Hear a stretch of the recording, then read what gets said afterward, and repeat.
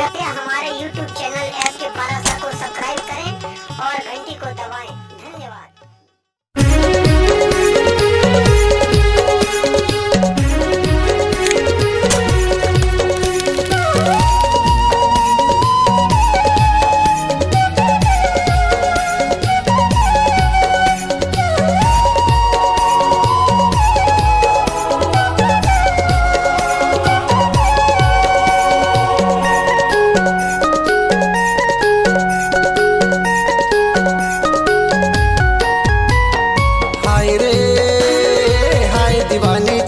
रानी तोर जवानी मोहि डारिया आए हो तोर गाँव मोला मोहि डारे रे आए हो तोर गाँव मोला मोहि डारे रे। हाय दीवाना जल्दी आना लेके जाना मोहि डारिया आए हसमुर गाँव मोला मोहि डारे रे आए हसमुर गाँव मोला मोहि डारे रे।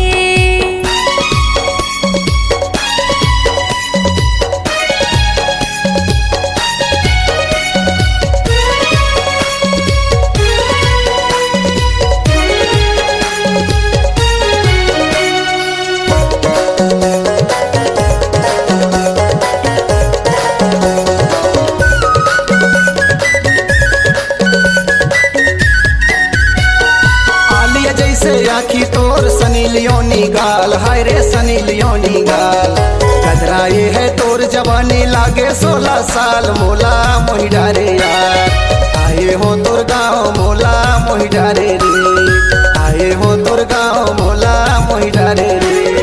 जब ले देखो तोला राजा माना नहीं चोला हरे माना नहीं चोला बाजा लेके आ जाते बैठार के ले जा टोला मोला मोहि डारे ना आए हसमुर गाँव मोला मोहि डारे रे आए हसमुर गाँव मोला मोहि डारे रे। हाय दीवानी चंपा रानी तोर जवानी मोहि डारे यार आए हो तोर गाँव मोला मोहि डारे रे आए हो तोर गाँव मोला मोहि डारे रे। हाय दीवाना जल्दी आना लेके जाना मोहि डारिया आए हसमुर गाँव मोला मोहि डारे रे आए हसमुर गाँव मोला मोहि डारे रे।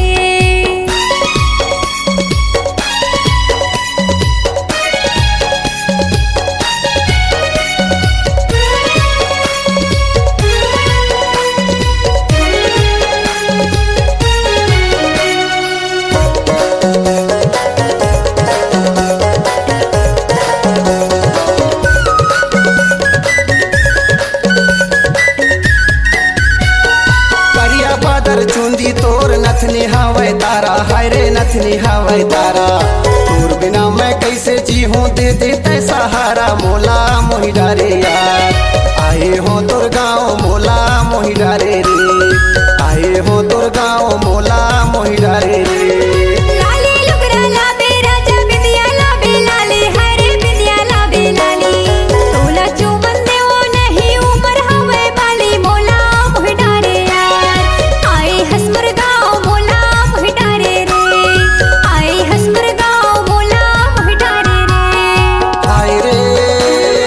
हाय दीवानी चंपा रानी तोर जवानी मोहि डारे यार आए हो तोर गाँव मोला मोहि डारे रे आए हो तोर गाँव मोला मोहि डारे रे। हाय दीवाना जल्दी आना लेके जाना मोहि डारिया आए हसमुर गाँव मोला मोहि डारे रे आए हसमुर गाँव मोला मोहि डारे रे आए हो तोर गाँव मोला मोहि डारे रे आए